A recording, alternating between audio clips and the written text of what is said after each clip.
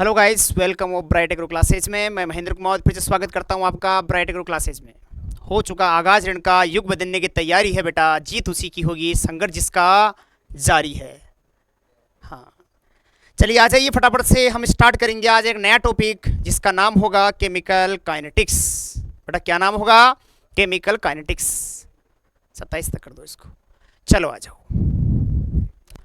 हाँ, टॉपिक आज नया लेंगे, उससे पहले कुछ बात बता देता हूँ आपको। देखिए, ब्राइट एग्रो क्लासेज जयपुर का ब्रांच का अगर बात करें तो जेट CUT और सभी के क्रेज कोर्स स्टार्ट हो रहे बेटा।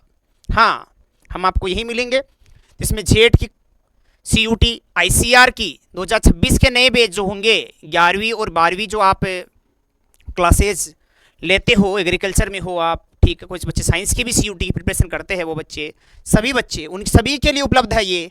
ठीक है, 11वीं 12वीं के साथ तो फ्री होती है। इसके अलावा क्रेश कोर्स जो क्लासेस होती है उसमें आपको फैकल्टीज तो आप देख ही रहे हो, ठीक, पढ़ा ही रहे, आपको कोई दिक्कत ही नहीं है उसमें। पता है ये जोटवाड़ा में है। और जानकारी के लिए नंबर है आपके, contact number bright agro classes YouTube channel पे आप देख ही पा रहे हो चीज़ों को। ये सब कुछ है ही है। साथ में 5 मार्च से नए बैचेज स्टार्ट होने वाले हैं 11वीं 12वीं के लिए। ठीक है, 11वीं 12वीं क्लासेज के लिए 5 मार्च से नए बैच स्टार्ट होंगे, क्रेश कोर्स अलग सेपरेट, हिंदी मीडियम का अलग, इंग्लिश मीडियम का अलग। और बात करें तो इसमें एक बहुत अच्छी चीज़ है कि आपका एक टेस्ट भी होने वाला है। क्या होने वाला बेटा? एक टेस्ट होने वाला है। वो टेस्ट क्या है? ध्यान दीजिए इधर, देखिए, ये देखिए इधर। यहां पर ब्राइट एग्रो स्कॉलरशिप टेस्ट होगा 2026 बेटा। ये होगा 1 मार्च से लेके, ऑनलाइन और ऑफलाइन दोनों मीडियम के लिए है, मोड में है ये, ऑनलाइन ऑफलाइन दोनों मोड पे आप एग्जाम दे सकते हो। ये पहली बात तो ये। दूसरी बात, ये कहाँ देना है? तो एक एप्लीकेशन है, इस पर फ्री रजिस्ट्रेशन होगा, कोई चार्जेस नहीं है, कोई चार्जेस नहीं लगेंगे इसके। ब्राइट एग्रो मोबाइल ऐप पर इसका क्या कर सकते हो आप? ब्राइट एग्रो मोबाइल ऐप पर जाकर जैसे प्ले स्टोर आप खोलोगे, प्ले स्टोर से जाओगे आप, तो वहां आपको ये सर्च करना होगा ब्राइट एग्रो मोबाइल ऐप, तो ये आपको मिलेगा। और उस ऐप पर आप जाओगे, अपना नाम मोबाइल नंबर रजिस्टर करोगे और वहां जाकर आप इंक्लूड हो जाओगे टेस्ट में। वहां टेस्ट का ऑप्शन होगा, वो टेस्ट आप दोगे। टेस्ट स्टार्ट होगा वो 1 मार्च से होगा बेटा।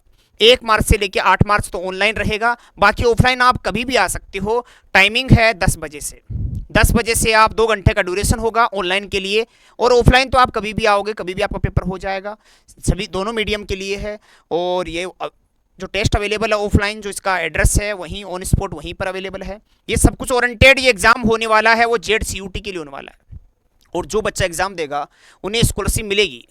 अभी बच्चे सोचते हैं कि सर 5 बच्चों को मिल जाएगी, 10 बच्चों को। देखिए, 10 बच्चों को तो फ्री पढ़ाएंगे, टॉप 10 बच्चों को तो फ्री कोर्स मिलेगा, ऑफलाइन का भी। ऑफलाइन मिलाएंगे, ऐसे नहीं ऑनलाइन, ऑफलाइन फ्री पढ़ाएंगे उन बच्चों को जो टेस्ट में टॉप 10 आएंगे। बाकी जितने भी बच्चे टेस्ट देंगे सबको स्कॉलरशिप मिलेगी, सबको मिलेगी स्कॉलरशिप बेटा, सभी को स्कॉलरशिप मिलने वाली है उसमें भी। हाँ, ये जेट और CUT दोनों में मिलने वाली हैं। और क्लासेस आपकी ऑनलाइन ऑफलाइन दोनों में रहेगी, जो आपको लेना चाहते हो, उचित रखता है आपको ऑफलाइन भी ले सकते हो। हिंदी और इंग्लिश मीडियम दोनों में क्लासेस रहेगी। कोई भी किसी प्रकार की इंक्वायरी होता है, इस नंबर पे आप कांटेक्ट भी कर सकते हो। ठीक है, एक बात और समझिए, यहाँ पर एक चीज़ और सुनिए। यहाँ पर कोर्स की फीस है 24,999 रुपये, लगभग 25,000 रुपये फीस है। ये जो बच्चा टेस्ट देगा, जो भी बच्चा टेस्ट देगा, ठीक है, कितना मार्क्स आता है वो आपकी एबिलिटी पे डिपेंड करता है। ठीक है, ओनली वो आपको मिलने वाला है 8,999। ऐसा शायद ही कोई इंस्टीट्यूट होगा जिसने ऐसा किया होगा, शायद ही कोई इंस्टीट्यूट है ऐसा जो इतनी फीस में, इतनी सी फीस में, मिनिमम कॉस्ट में आपको अच्छी बेहतरीन फैकल्टी से पढ़ने को मौका मिल रहा है। जैसे मैं बात करूं अपनी ही, मैं कम से कम 13 से 14 साल से ये क्लासेज ले रहा हूं केमिस्ट्री की। मुझे पता है क्वेश्चन क्या आएगा, क्वेश्चन वही आएगा जो हम बताएंगे। आपको तैयार होना है उसके लिए, किसके साथ जुड़ना है? सही के साथ जुड़ना है, जो आपका फ्यूचर डिसाइड करता है, जिनको अनुभव है इस चीज़ का, कैसे आपको पेपर क्रैक करवाना है, आप जानते हो इस चीज़ को ज़्यादा बेहतरीन तरीके से। और ब्राइट एग्रो क्लासेज की बात करें तो यहाँ पर ये टीम जो आपको नज़र आ रही है, ये आपको एग्रीकल्चर सभी फील्ड की है। ठीक है, इनमें फोटोज आपको हो सकती है अलग है। ठीक है, ये केवल AI की जनरेटिंग है। टीम बहुत बड़ी है, सभी की आपको टेस्ट देने पर भारी छूट मिलने वाली है। ये ब्रांच है झोटवाड़ा जयपुर में, कॉन्टैक्ट नंबर ये है। टेस्ट जरूर दे बेटा, नंबर क्या है वो छोड़िए आप, टेस्ट जरूर दे, कोई चार्ज नहीं है, 10 रुपये 20 रुपये चार्ज नहीं है इसका, आप फ्री में टेस्ट दे सकते हो और फ्री में टेस्ट देकर आप स्कॉलरशिप फाइंड कर सकते हो। पर ध्यान रखिए ये स्कॉलरशिप टेस्ट देने वाले बच्चों के लिए है। ऑफलाइन में क्या फीस होने वाली है वो आपको रिवील बाद में करेंगे, पर अभी फिलहाल ऑनलाइन जो ऑफलाइन बच्चे टेस्ट देंगे ऑनलाइन लेकर या ऑफलाइन लेकर, टेस्ट वाले बच्चों के लिए फीस ये कर दी है। ठीक है, तो आप टेस्ट जरूर दे, बाकी आप समझते हो, बाकी बातें आगे करेंगे अपन। ठीक है बेटा जी, चलिए आइए चैप्टर स्टार्ट करते हैं। चैप्टर का नाम है रासायनिक बल गतिकी। रासायनिक बल गतिकी क्या होता है समझते हो आप लोग, तो आइए शुरू करते हैं। रासायनिक बल गतिकी, केमिकल काइनेटिक्स, बोलो chemical kinetics. Chemical kinetics Hindi में कहते हैं रासायनिक बल गतिकी बेटा, रासायनिक बल गतिकी। क्या होता है रासायनिक बल गतिकी? रिएक्शंस के बारे में आप जानते हो, रिएक्शंस क्या होती है? कोई भी केमिकल रिएक्शंस होती है, उन केमिकल रिएक्शंस में गति कैसे होती है और गति पर कौन कौन से बल काम करते हैं। बल बोले तो भारी कारक। तो रिएक्शंस में, केमिकल रिएक्शंस में बाहर वाले कारक कौन कौन से काम करेंगे ये हमें पढ़ना है। जनरली इसमें क्या करने वाले, जो अभिक्रिया होती है उस अभिक्रिया का वेग क्या होता है, गति मतलब वेग होता है, तो अभिक्रिया का वेग डिस्कस करेंगे। अभिक्रिया का वेग, अभिक्रिया का वेग। और नंबर 2, इस वेग को प्रभावित करने वाले कारक, वेग को प्रभावित करने वाले कारक, इनके बारे में डिस्कस करने वाले हैं। बोलो किसके बारे में? अभिक्रिया का वेग क्या है ये डिस्कस करेंगे, और इसके वेग को प्रभावित करने वाले कारक कौन कौन से ये डिस्कस करेंगे। समझ पा रहे हो? प्रभावित करने वाले कारकों के बारे में डिस्कस करने वाले हैं। इन दो कारक चीजों के बारे में हम डिस्कस करेंगे। ठीक है, चलिए समझिएगा बात को इसमें। और यहां आप समझोगे तो इसके अलावा इफेक्टिंग, इंग्लिश में कहे तो इसे रेट ऑफ रिएक्शन कहते हैं, rate of reaction, rate of reaction. और ये affecting factor of the rate of reaction है। अफेक्टिंग फैक्टर की बात करें, इसको इफेक्ट कैसे करते हैं इसकी बात करेंगे। अफेक्टिंग फैक्टर, अफेक्टिंग फैक्टर की बात करेंगे। ठीक है, चलिए आइए बात करते आगे। थर्ड नंबर की कुछ मैकेनिज्म की बात करेंगे। रिएक्शंस, अभिक्रिया की क्रियाविधि की बात करेंगे। अभिक्रिया,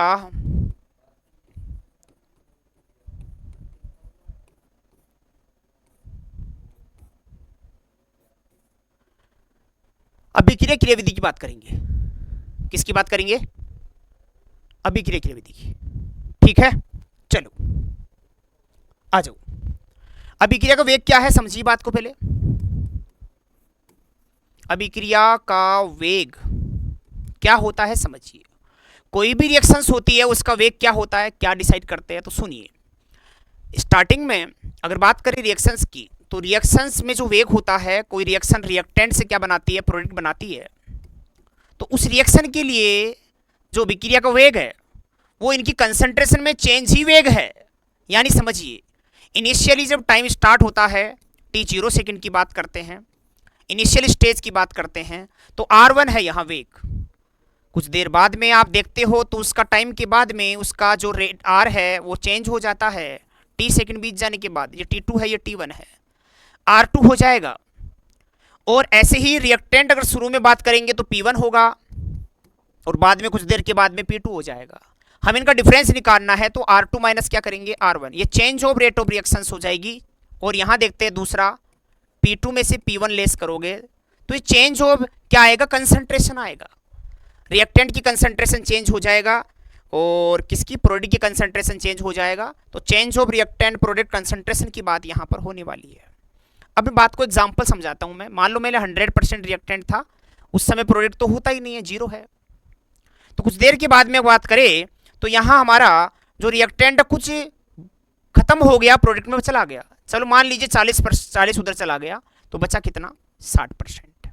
अब आप समझोगे तो R2 में से R1 घटाओगे तो बेटा 100 में से, सॉरी 60 में से क्या घटाओगे, 60 में से आप घटाओगे 100। 60 में से जब 100 घटाओगे तो आपका जो परिवर्तन आएगा वो माइनस में आएगा। देख पा रहे हो 40, और सही भी है। आपको डेल्टा जो आर आ रहा है ना, आर बोले तो रिएक्टेंट, डेल्टा मतलब डिफरेंस, और ये ब्रैकेट लगता है कंसंट्रेशन के लिए। दोबारा सुनिए, आर रिएक्टेंट है, ये कंसंट्रेशन के लिए लगता है, सांद्रता के लिए लगता है। डेल्टा का चिन्ह का मतलब डिफरेंस को है, वो किस में आ रहा है, माइनस में 40 आ रहा है। बेटा माइनस में 40 का मतलब ये समझाता है कि रिएक्टेंट में कमी आई है। बोलो रिएक्टेंट में क्या आई है, कमी। रिएक्टेंट कम हो गया बाबू, क्या हो गया है, कम। P2 माइनस P1 की बात करते हैं तो 40 में से कितना माइनस करोगे, 0। तो बताइए प्लस किसका आएगा, 40 का। जो डेल्टा P है, डेल्टा P भी कंसंट्रेशन, P की कंसंट्रेशन में चेंज, ये बड़ा ब्रैकेट जो आता है वो किस चीज को बताता है, बड़ा ब्रैकेट जो आता है कंसंट्रेशन को बताता है। कंसंट्रेशन P, कंसंट्रेशन P को बताता है। कंसंट्रेशन किसको बताता है, P को बताता है। कंसंट्रेशन P को बताता है, किसको बताता है बेटा, P को बताता है। समझ पा रहे हो, ठीक है।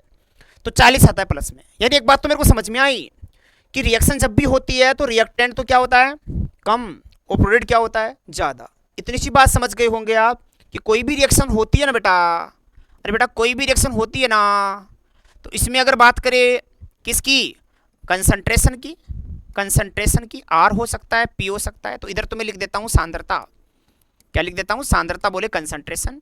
इधर लगते हैं टाइम, कितना टाइम लगा, ये टाइम। तो मैं दो चीजें कह सकता हूं, क्या बोलो, नहीं आप कहो तो कह दूं मैं, अरे आप कहोगे तो कह दूंगा मैं कि रिएक्टेंट जो है ना, रिएक्टेंट आर वो धीरे धीरे तो कम हो रहा है, कम हो रहा है, कम हो रहा है। और रही बात प्रोडक्ट की, तो दूसरा कहूं प्रोडक्ट की बात करें तो प्रोडक्ट क्या हो रहा है बेटा, अधिक हो रहा है। तो ये पी प्रोडक्ट की बात करें, प्रोडक्ट पहले कम था, बाद में धीरे धीरे क्या हो गया, ज्यादा हो गया।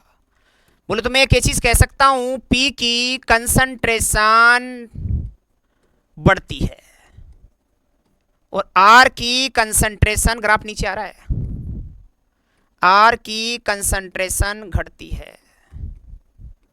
क्या कह रहा हूं सुनिए, आर घटता है, पी बढ़ता है। ये अगर रिएक्शन में समझा जाए तो मतलब चेंज होता है समय के साथ, समय के साथ परिवर्तन आता है इन दोनों में, और परिवर्तन जो आता है इसी को अभिक्रिया का वेग कहते हैं। तो मैं क्या कहूंगा अभिक्रिया का वेग का डेफिनेशन, अभिक्रिया का वेग क्या हो जाएगा इसके अनुसार, अभी तक तो इसके अनुसार चल रहे हैं, तो हम लिखेंगे इसको, क्या लिखेंगे, वेग की डेफिनेशन लिखेंगे, और लिखेंगे रेट ऑफ रिएक्शन क्या होगा, concentration of reactant change in this, R या पी दोनों में से कोई भी की सांद्रता में परिवर्तन, change in concentration reactant and product, कोई सा भी की सांद्रता में परिवर्तन, में परिवर्तन, में परिवर्तन, की सांद्रता में परिवर्तन, और लगने वाला समय, समय टेकन टाइम, कितना टाइम लगा, अंतर आएगा हमेशा डिफरेंस। तो एक चीज कही जाए, अभिक्रिया का वेग जो है, वेग आर ओ आर, वो लिखा जाएगा change in reactant concentration, R minus का चिन्ह रिएक्टेंट के लिए लगता है क्योंकि रिएक्टेंट कम होता है, और चेंज इन टाइम, टाइम कितना लगता है इससे भी निकाल सकते हो, या फिर रेट निकाल सकते हो आप किससे, प्लस का sign, difference of product concentration delta T. मैं क्या कह रहा हूं, मैं कह रहा हूं रिएक्टेंट की कंसंट्रेशन की चेंज से भी निकाल सकते हो, प्रोडक्ट की कंसंट्रेशन चेंज से भी निकाल सकते हो। रिएक्टेंट की सांद्रता बदल रही है वो पता आपको है, उससे भी वेग निकाल सकते हो, और प्रोडक्ट की सांद्रता पता है उससे भी आप वेग निकाल सकते हो। तो वेग का एक चीज समझो, ऊपर तो सांद्रता आएगी, नीचे समय आएगा। सांद्रता में परिवर्तन दिया हुआ आएगा, नीचे समय कितना टाइम लगा, जैसे मैं कहूं 20 सेकंड में, 20 सेकंड में कोई रिएक्टेंट जो है वो 10 मोल से 5 मोल हो गया, तो बताइए परिवर्तन कितना आया, 5 मोल का परिवर्तन आया, ठीक है। ये तो मोल है, और मोल प्रति लीटर में होती है कंसंट्रेशन, तो ध्यान रखिए कंसंट्रेशन होती है मोल प्रति लीटर में। तो 10 मोल प्रति लीटर से 5 मोल प्रति लीटर हो गया, बताइए कितना घट गया, तो आप कहोगे सर 5, और 5 घट गया, टाइम लग गया 10 सेकंड, कितना 10 सेकंड, तो 5/10 मतलब 1/2 इसका वेलोसिटी आएगा। ध्यान दीजिए दोबारा से मैंने क्या कहा, एक चीज और समझिए, अभिक्रिया का वेग है उसका क्या मात्रक होगा, यूनिट क्या होगा, थोड़ा ध्यान दीजिए, यूनिट क्या होगा बेटा, यूनिट क्या होगा, अभी तो बहुत कुछ पढ़ना है। सांद्रता होती है कंसंट्रेशन, और कंसंट्रेशन मेजर मानते हैं मोल प्रति लीटर में। याद रखिए, किसी को नहीं पता तो कंसंट्रेशन आपने 11वीं क्लास में पढ़ी होगी, मोल प्रति लीटर में मेजर करते हैं। कंसंट्रेशन मोलरिटी पढ़ी होगी, मोल प्रति लीटर में मेजर करते हैं बेटा, और मोल प्रति लीटर में मेजर करते हैं, नीचे टाइम है, टाइम को सेकंड में मेजर करते हैं। अब जो प्रति लीटर में होता है ना बट्टे वाला, वो बट्टे इधर बट्टे में आ जाता है, तो ये इक्वेशन बन जाएगा मोल बट्टे लीटर, और ये सेकंड। अब दोनों बट्टे में है ना, अगर उनको ऊपर भेजना चाहोगे तो मोल तो प्लस का प्लस रहेगा, पर लीटर की पावर माइनस का 1 हो जाएगा और सेकंड की पावर माइनस का 1 हो जाएगा। ये लो जी यूनिट बन गया किसका, आर ओ आर का। बोलो किसका बन गया, आर ओ आर का। बोलो किसका बन गया, आर ओ आर का। अभिक्रिया के वेग का मात्रक क्या हो गया लाला, mole litre inverse second inverse. कैसी हुआ दोबारा समझ लीजिए एक बार। ऊपर क्या है सांद्रता, नीचे क्या है समय। सांद्रता बोले तो कंसंट्रेशन, कंसंट्रेशन बोले तो मोलरिटी, मोलरिटी बोले तो मोलरता, मोल प्रति लीटर में आती है।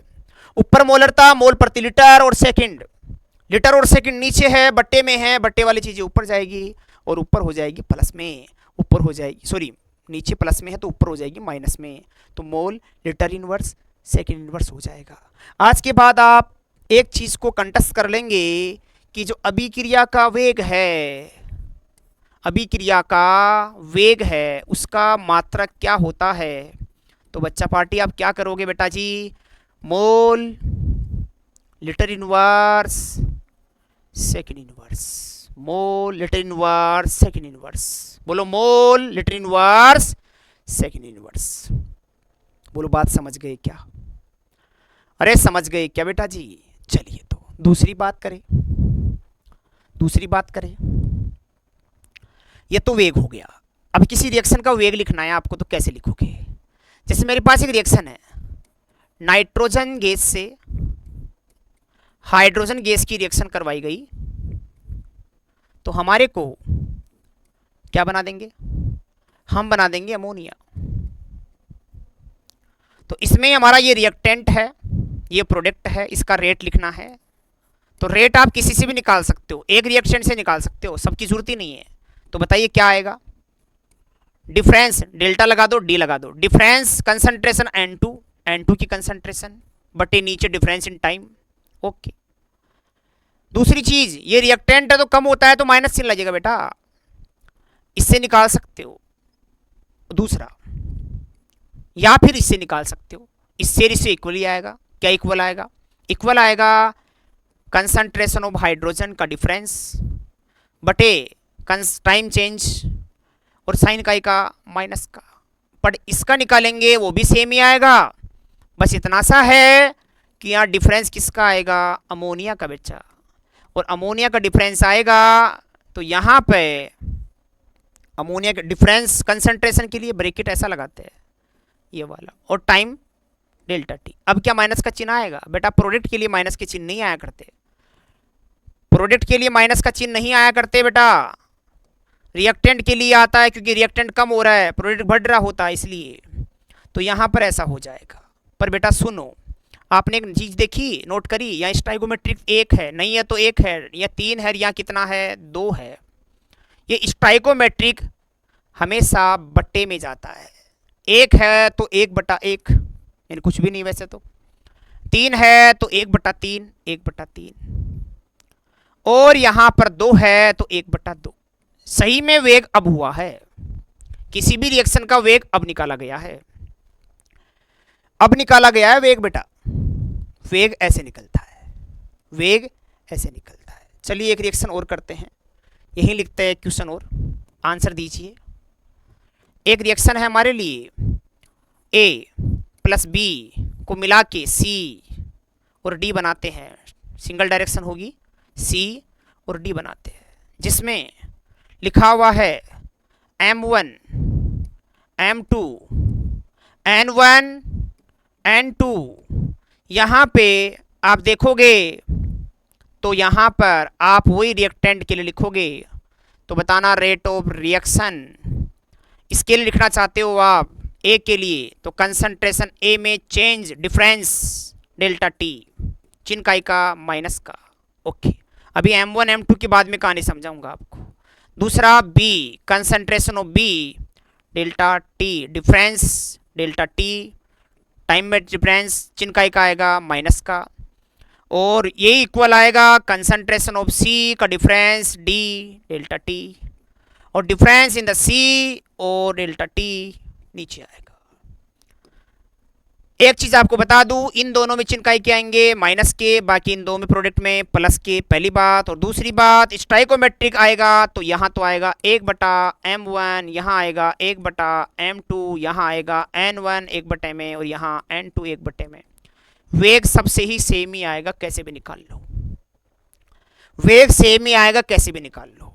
जैसे मान लो एक सवाल बना देता हूं मैं, आइए देखिए। जैसे मैंने कहा ए की सांद्रता में परिवर्तन 2 गुणा 10 की घात -4 मोल प्रति लीटर 10 सेकंड में हो जाता है। कितने में? 10 सेकंड में हो जाता है। परिवर्तन है ना, ये परिवर्तन है, परिवर्तन दे रखा है, इतना हो जाता है। ए की सांद्रता, रिएक्शन तो सुनो, A + B लिखा हुआ है और उससे बना क्या है C। ये रिएक्शन लिखी हुई है, पेपर में आएगी लिखी हुई। आपसे कहेगा कि अभिक्रिया का वेग निकालो, ROR फाइंड आउट करो, वेग निकालो, अभिक्रिया का वेग निकालो, अभिक्रिया का वेग निकालो। ठीक है, तो पहले आप वेग तो लिख लो। तो वेग क्या सूत्र होता है? वेग के लिए सूत्र होता है माइनस डिफरेंस डेल्टा ए की कंसंट्रेशन और टाइम टेकन टाइम, कितना टाइम लगता है वो, या तो इससे निकाल लो, बी से निकालते तो वही नेगेटिव ए और डेल्टा टी, सॉरी बी। ऐसे सी से निकालते तो डिफरेंस सी की कंसंट्रेशन अपॉन डेल्टा टी। अगर ये बात समझोगे आप तो यहां पर यहां एक्स होगा, ये वाई, और मान लो जेड दे रखा है। क्या दे रखा है? जेड। मैं नंबर ले लेता हूं ना, थोड़ा सा आपको आसानी रहेगी, नंबर ले लेता हूं। जैसे मैंने ले लिया यहां पर 2, क्या ले लिया? 2, यहां ले लिया 3 और यहां ले लिया 5। तो 1/2, 1/3, 1/5, ये दोनों कम होते हैं, रिएक्टेंट हमेशा घटता है, माइनस का चिन्ह आ रहा है। ये बढ़ता है तो प्लस का चिन्ह आ रहा है, कोई दिक्कत नहीं है, किसी से रेट निकाल लो। अब पेपर में आपको ये कहता है कि ए की सांद्रता में परिवर्तन क्वेश्चन में दे रखा है तो हम ए वाली वैल्यू रख लेंगे। पेपर में अगर बी लिखा होता हम बी वाली रख लेते, और सी लिखा होता सी वाला रख लेते। मतलब तीनों में से फॉर्मूला कोई एक ही काम आएगा सर, तो कौन सा काम आएगा? ये वाला काम आएगा। आइए रेट कैसे निकलती है। तो रेट में देखिए आप, माइनस का चिन्ह है, माइनस का चिन्ह कमी को बताता है। यहाँ पे माइनस का चिन्ह केवल किसको बताता है? कमी को बताता है, कमी को बताता है। किसको बताता है? कमी को। तो देखिए कंसंट्रेशन में सांद्रता में परिवर्तन डायरेक्ट वैल्यू रखोगे आप तो कितना आएगा? 2 गुणा 10 की घात -4 मोल प्रति लीटर, और नीचे बट्टे में टाइम चेंज, तो टाइम चेंज कितना है? 10 सेकेंड। 10 ये 2 गुणा में भी है, 10 गुणा 2, 2 से तो कटा बेटा, और 10 नीचे है एक, ये नीचे वाला 10 ऊपर जाएगा तो ये भी घात 1 है भी प्लस की, ऊपर जाने पर ये भी माइनस की हो जाएगी। तो बताओ ROR क्या हो गया बेटा? ऊपर जाने पे 10 की घात 4 तो माइनस का पहले से था, अभी ये भी 10 ऊपर गया तो माइनस का एक और हो गया। तो बताओ ROR क्या हो जाएगा? 10 की घात -5। मात्रक की बात करूं तो मोल प्रति लीटर तो था ही, सेकंड और आ गया। अभी बताया था वेग का मात्रक, बोलो क्या बताया था सर? मोल लीटर इनवर्स सेकंड इनवर्स। कुछ आया क्या समझ में? अरे कुछ आया क्या समझ में बेटा लोग? बताओ बच्चा लोग। बहुत ही आसान सा ट्रिक है, आसान तरीके से आप सोल्व कर सकते हो। आइए आगे बढ़ते हो और थोड़ा सा हमारे पास वही एग्जांपल दोबारा ले रहा हूं। N2 पीछे लिया था एक NH2, 3NH2 से 2NH अमोनिया बनाते हैं, और पेपर में सवाल आ गया अलग ही। ये तो मैंने वेग पूछा है, तो वेग आपसे पूछे तो ये निकालेंगे वेग, ये वेग निकालेंगे। वेग निकालने का फॉर्मूला क्या हो जाएगा वही बताया था अभी मैंने, माइनस का डी डिफरेंस ऑफ N2 की concentration upon difference in the time dt equal आएगा वही डिफरेंस इन H2 की कंसंट्रेशन dt, और डिफरेंस आएगा वही अमोनिया की कंसंट्रेशन, प्रोडक्ट की concentration d, time taken time. बात को समझोगे आप तो यहाँ ये 1/2 में जाएगा, ये 1 कितने जाएगा? 1/2 में जाएगा, ये 1/3 में जाएगा, और ये यहाँ पर है ही नहीं तो कुछ भी नहीं जाएगा। अब पेपर में आप इससे निकाल लेते हो, इससे निकाल लेते हो। क्वेश्चन में दे रखा है नाइट्रोजन कंसंट्रेशन कितनी दे रखी है? 3 × 10⁻⁴ मोल पर लीटर, ये कंसंट्रेशन है इन कितना? 10 मिनट। 10 मिनट में ये कंप्लीट होता है परिवर्तन, ये दे रखा है। तो वैल्यूज को इसी में पुट करेंगे, जो चीज दे रखी है वही काम आएगी। हाइड्रोजन अमोनिया की तो बातचीत ही नहीं करी, हाइड्रोजन अमोनिया की बातचीत नहीं करी, तो हम क्या कर सकते हैं उसमें भाई? क्या ही कर सकते हैं, कुछ नहीं कर सकते ना। तो ऐसे केस में हम इसी से काम चलाएंगे, इसी से काम चलाएंगे। तो बताइए क्या हो जाएगा बेटा, आर ओ आर, क्या आर ओ आर लिखा जाएगा। क्या लिखा है, अरे क्या लिखा बेटा, नाइट्रोजन कंसंट्रेशन ये रही ना, कहाँ लिख रही है, नाइट्रोजन की कंसंट्रेशन ये रही, रखिए 3 गुणा 10 की घात माइनस का 4।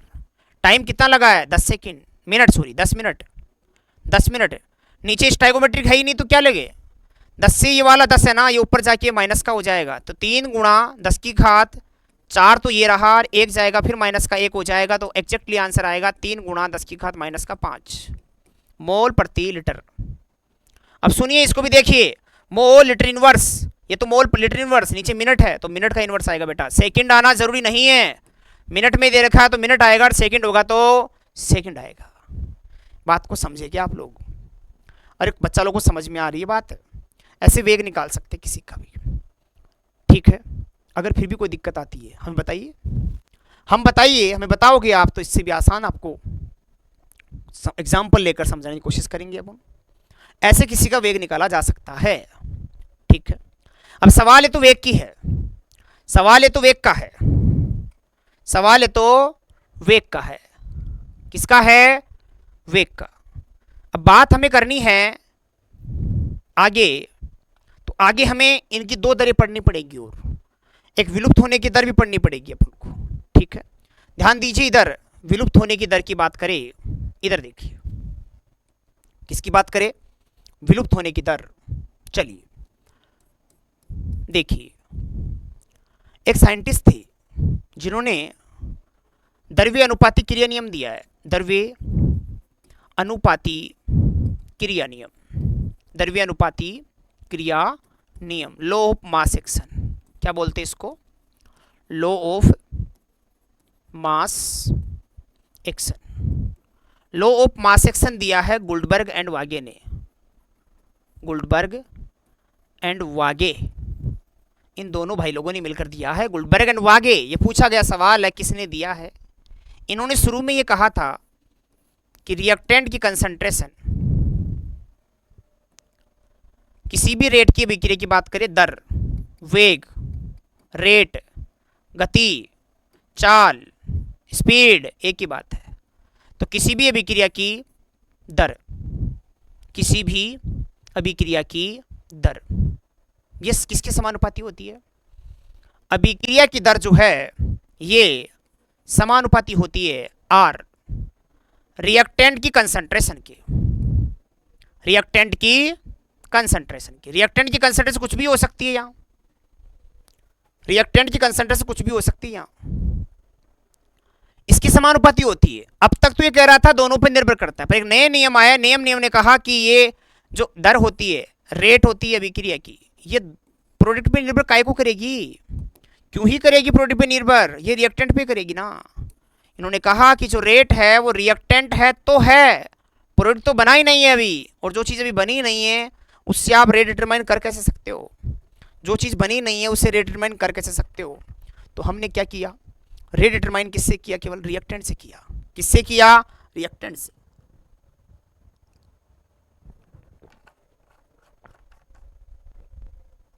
तो हमने क्या किया है, जो रेट है आर पे डिपेंड करती है, और आर की वैल्यू की बात करें तो आर में यहां पर एक पावर आएगी कोई ना कोई, यहां अभी इसके हिसाब से नहीं आएगी। अगर स्लो स्टेप होता है, कैसा स्टेप होता है, स्लो स्टेप, मंद पद होता है,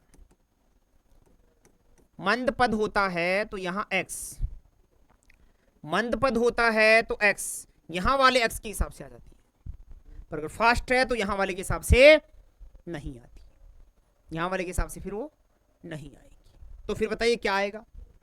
तो देखिए रिएक्शन के लिए लिखा जा सकता है रिएक्टेंट, इस कांस्टेंट को हटाते हैं, साइन समानुपाती चिन्ह को हटाते हैं बेटा, समानुपाती चिन्ह को हटाते हैं बच्चा लोग, ध्यान दीजिए। तो रेट किसके इनवर्सली हो जाएगी, के कांस्टेंट आ जाएगा, और आर की कंसंट्रेशन, आर की पावर हो सकती है एक्स। ये सर के क्या है, के है वेग स्थिरांक बेटा, वेग स्थिरांक क्या है, वेग स्थिरांक है, बोलो क्या है, वेग स्थिरांक है, वेग स्थिरांक। और वेग स्थिरांक केवल ताप से प्रभावित होता है। ये सवाल काफी बार रिपीट हो रहा है, हर साल आ रहा है, वेग स्थिरांक किस पर निर्भर करता है? ताप से प्रभावित होता है तो ताप पर निर्भर करता है, केवल ताप पर निर्भर करता है, केवल ताप पर निर्भर करता है। ताप के अलावा किसी की औकात नहीं है बदल सके।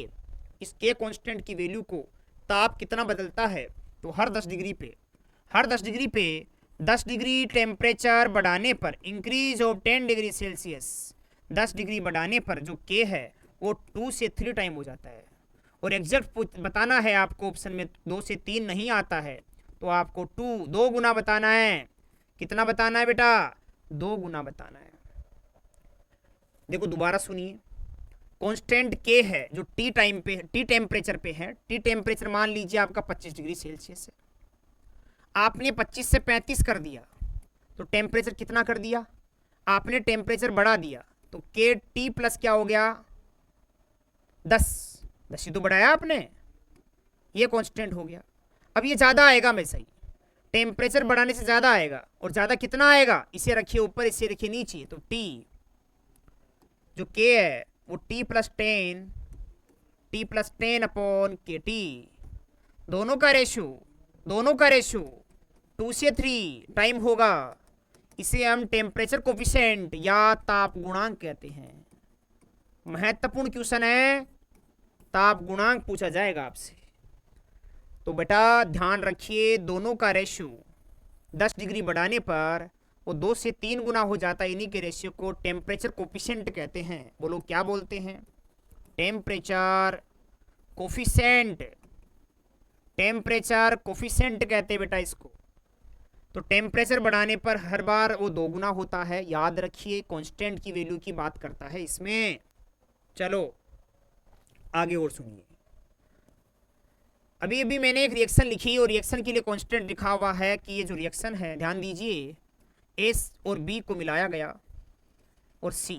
इसके लिए जो मैंने नीचे लिखा, अभी ये रूल लिखा था पीछे, ये जो रूल लिखा था पीछे, ये जो है ये क्या है? ये दर है, वेग है, चाल है, ये लिखी जाती है ऐसे। ये रेट लो है, वेग का नियम है लिखने का। किसी भी रिएक्शन का वेग लिखा जाता है, इस वेग नियम से लिखा जाता है। वेग रूल, रेट रूल कहते हैं इसको। रेट का लिखने का एक रूल है कि जो रेट ऑफ रिएक्शन है, rate of reaction directly proportion होती है रिएक्टेंट की कंसंट्रेशन की। ये रेट लो आपको लिखा हुआ मिलेगा पेपर में, ये रेट लो आपको लिखा हुआ मिलेगा पेपर में, ठीक है। तो आंसर कैसे करना है ध्यान दीजिए, आंसर कैसे करना है ध्यान दीजिए। देखिए सुनिए, इसके लिए रेट लो आपको नहीं लिखना है, लिख ही नहीं सकते हम रेट लो किसी के रिएक्शन का। पेपर में लिखा हुआ रेट लो, मान लो पेपर में लिखा हुआ रेट लो, ओके लिख दिया सर। क्या लिखा हुआ है कि ए की पावर कुछ नहीं है, बी की पावर कुछ भी नहीं है। अब पावर कुछ भी नहीं है मतलब एक तो फिर भी होती है बेटा, किसी की पावर कुछ भी नहीं है तो एक तो फिर भी है ना। तो यहाँ पे ए की पावर कुछ नहीं, बी की पावर कुछ नहीं, तो कुछ नहीं तो कुछ ना कुछ तो है ही, एक एक तो है ही, एक एक तो है ही। आपको एक बात बता दूं, ये जो पावर है, इन पावर का सम, योग, टोटल घातों का योग, योग किसका? घातों का। 1 + 1 को जोड़ेंगे 2 आएगा, इसे अभिक्रिया की कोटि कहते हैं।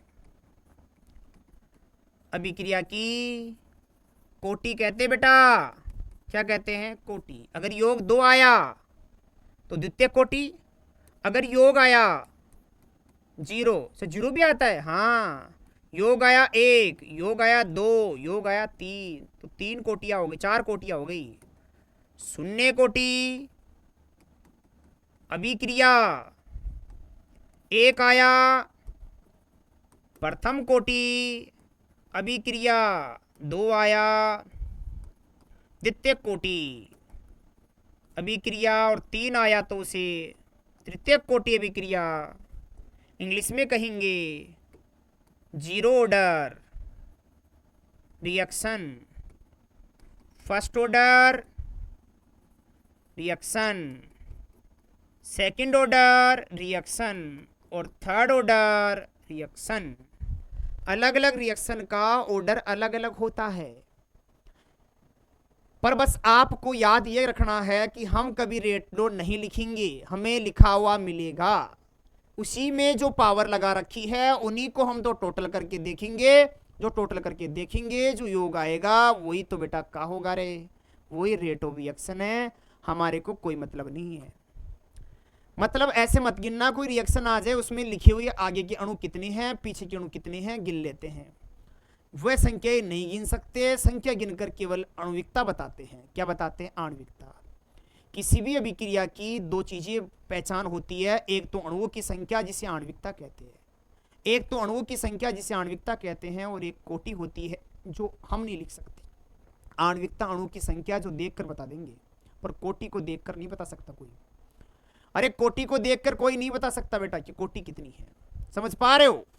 तो देखिए दो चीजें बताई मैंने अभी आपको कि योग ऐसा है, जैसे मान लो हमारे पास रेट लिखा हुआ है, ऐसा आ जाता, हम थोड़ी जानते रेट लिखा हुआ, पेपर में लिखा हुआ है ए आदि और बी की पावर भी आदि। अब बताओ कितना है? तो आप टोटल करोगे आधा आधा तो कितना हो जाएगा? एक। फिर सुनिए रेट के ए की पावर 2 बी की पावर आधा, कितना? आधा। तो ढाई, ढाई बोले तो 5/2, तो जोड़ेंगे तो 5/2 तो ढाई आ जाएगा। ढाई, ढाई भी आ सकता है। रेट आ सकती है के ए की पावर 3/2 और बी की पावर भी 3/2। जोड़ दो इनको, 3/2 3/2 तो कितना हो जाएगा? 3/2 प्लस 3/2 को जोड़ेंगे तो ऊपर भी सेम नीचे भी सेम, तो ऊपर का ऊपर जोड़ दो, नीचे का तो कॉमन रहेगा, 2/6 3 आ जाएगा। ऑर्डर अधिकतम 3 ही हो सकता है, 3 से ज्यादा नहीं हो सकता। 3 ही हो सकता है, 3 से ज्यादा नहीं हो सकता। पर देखो दो चीज बोली मैंने, एक तो अभिक्रिया की कोटि, ये सवाल आएगा ऐसा कैसा, अभिक्रिया की कोटि, अभिक्रिया की कोटि, और एक आणविकता, अभिक्रिया की कोटि और आणविकता। अभिक्रिया की कोटि मतलब कितने अणु एक्टिव है, कोटि बोलते हैं उसे।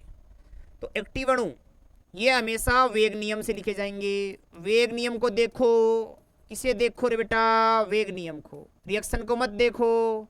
किसको देखो? वेग नियम को देखो। वेग नियम में के ए की पावर 1 और बी की पावर 0 कर रखी है ना, तो 0 मतलब वो तो है ही नहीं, तो यहाँ कोटि 1 है। चाहे रिएक्शन में ऐसा लिख रखा होगा ए प्लस बी सी बन रहा है, आपको दो जने दिख रहे होंगे, मतलब नहीं है। हमें इस पे नजर नहीं रखना, हमें रेट पे रखना है। जो रेट लिखी जाती है उसमें ऑर्डर देखना है और ऊपर कोटियां देखनी है, घातें कितनी है, घातों का योग करना है बेटा। घातों का क्या करना है बेटा जी? योग करना है। घातों का योग करेंगे, घातों का योग करेंगे तब आएगा, घातों का योग करेंगे तभी कोटि का डिसीजन होगा। ठीक है, कोटि का डिसीजन तभी होगा बेटा। और उधर वाली अभिक्रिया में, उधर वाली अभिक्रिया में क्या होगा? अभिक्रिया से ही होगा जब कुछ होगा।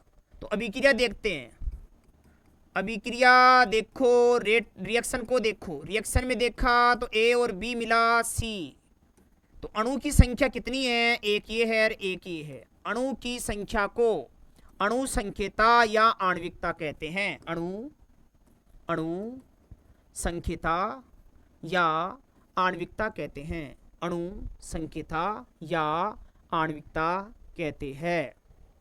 अणु की संख्या, अणु की संख्या, अणु संख्यता जो हमेशा आपको दिखेगी वही है। 2 है तो 2। अगर मान लो कोई रिएक्शन ए से बी बना रहा है तो अणु कितना? 1, तो 1 की आणविकता है। पर कोटि की कोई गारंटी नहीं है 1 आएगा कि 2 आएगा। कोटि तो रेट लिखेगा, रेट लिखेगा ऐसा, ए की पावर भी कुछ नहीं है और बी की पावर भी कुछ नहीं है, तो 1 1 तो है ही। ऑर्डर आएगा 2, इसका ऑर्डर आएगा 1, ऑर्डर आएगा 2, ऑर्डर आएगा 1। ये ऑर्डर ऐसे देख के बताएंगे, ऑर्डर आप इस प्रकार से देख के बताएंगे जो चल रहा है। बात समझ गए क्या? एक चीज और सुन लो, ये जो कोटि है ये शून्य आ सकती है क्या? आ सकती है। ये क्या ऋणात्मक आ सकती है? आ सकती है। ये भिन्नात्मक आ सकती है, बट्टे में आ सकती है। फ्रैक्शन आ सकता है? बिल्कुल आ सकता है। बट्टे में 3/2 चलेगा, माइनस में चलेगा, शून्य चलेगा, सब चलेंगे। परंतु आणविकता हमेशा पूर्ण संख्या आएगी, पूर्णांक आएगा बेटा, पूर्णांक आएगा। पूर्णांक में ही मिलेगी, कंप्लीट नंबर होगा। 1 2 3 4 5 6 7 ऐसे नंबर्स आएंगे। अणु की संख्या रिएक्शन को देख के, कोटि रेट ऑफ लो को देख के, या स्लो स्टॉप को देख के। स्लो स्टेप कोई है ना, धीरे वाला पद, मंद होने वाला पद, उसको देख के बता सकते हो आप। मंद पद लिख दिया, मान लो जैसे मैंने मंद पद लिख दिया मैंने, जैसे कि लिख दिया N2O2, ये मंद पद है, स्लो स्टेप है, तो आपको इसमें कितने अणु भाग लेते हैं? अब आप कह सकते हो कि 1 1 2 ले रहे हैं, ये कोटि कह सकता है, परंतु ऐसे एग्जाम्पल्स आपको बहुत ही कम मिलेंगे स्लो स्टेप वाले। केवल हमेशा आपको रेट लो लिखा मिलेगा। क्या मिलेगा? रेट लो। तो इससे ऑर्डर का डिसीजन करना है।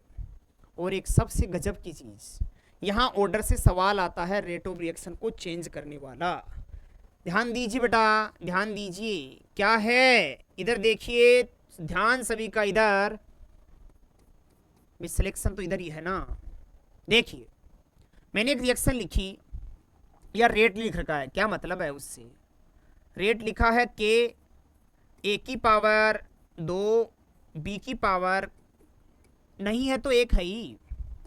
सवाल आते हैं इसमें, यदि इफ ए की कंसंट्रेशन को क्या कर दिया जाए? डबल। क्या कर दिया जाए बेटा? डबल कर दिया जाए, और बी की कंसंट्रेशन को हाफ कर दिया जाए, तो आपसे पूछेगा कि रेट में क्या चेंजेस आएगा।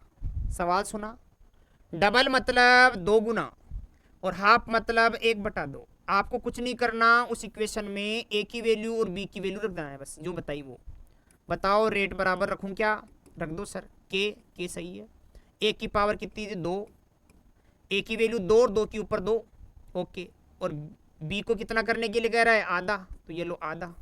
आधा की पावर कुछ है? नहीं है बेटा, 1 है। अब 2 की पावर आप समझते होंगे कि 4 हो जाता है, और 1/2 तो 1/2 ही रहेगा। सोल्व करने पर 1/2 इससे कटेगा तो 2 आ गया क्या? तो आपका के पहले वाला के से 2 गुना हो गया क्या? बोले तो रेट भी दुगनी हो गई ना, तो रेट दुगनी हो जाती है। रेट क्या हो जाती है? दुगनी। अरे बेटा रेट क्या हो जाती है? दुगनी हो जाती है बेटा। क्या हो जाती है? दुगनी। रेट हो जाती है दुगनी बेटा। क्या हो जाती है? रेट दुगनी हो जाती है। एक चीज और देख लो, एक चीज और देख लो यहाँ पे, जैसे वही रिएक्शन है, वही क्वेश्चन है, उसी में दूसरा क्वेश्चन ऐड कर दिया। यदि एक क्वेश्चन तो ये हो गया, एक क्वेश्चन और लो। यदि मैं ए को कर देता हूं क्या? हाफ। ए को कर देता हूं हाफ, और बी को कर देता हूं डबल। अब क्या होगा? वही क्वेश्चन है, तो वही रेट का फॉर्मूला रहेगा बेटा, वही रेट का फॉर्मूला रहेगा। के रहेगा ए की वैल्यू 1/2 का स्क्वायर कर देंगे, और बी का वैल्यू कितना रखेंगे? बी का वैल्यू रखेंगे, ये लिख रहा है उतना डबल, तो डबल। सोल्व कीजिए, 1/2 का स्क्वायर हो जाएगा 1/4, ये 2 से कटेगा तो ये 2 तो बचेगा ही बचेगा, तो के का बटा 2, तो रेट बराबर जो पहले का था उसका आधा। मतलब रेट पहले तो डबल हो रही थी, अब रेट 1/2 हाफ हो गई। मतलब स्पीड क्या हो जाती है? हाफ।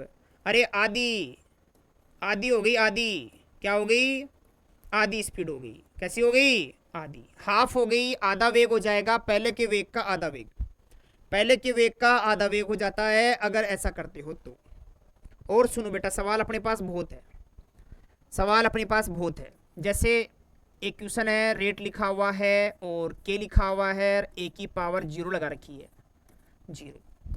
0 का मतलब क्या है सर? 0 का मतलब आप सबको पता होना चाहिए, इस पूरे की वैल्यू 1 है। के रहेगा, बाकी आर ए की स्क्वायर 1 है, तो रेट बराबर क्या हो गया? के।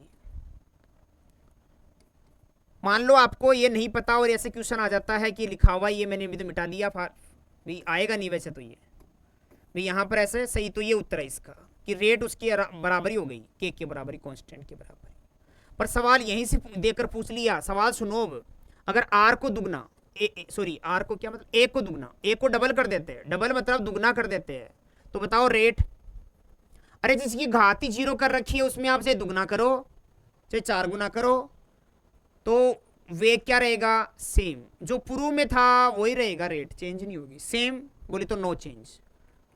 अगर आपने रिएक्टेंट को आधा कर दिया तब भी दूसरा सवाल, उस एक को यहां पर, उसी एक को यहां पर पेपर में आ जाता है कि हाफ कर दिया, तो आपका आंसर क्या आएगा?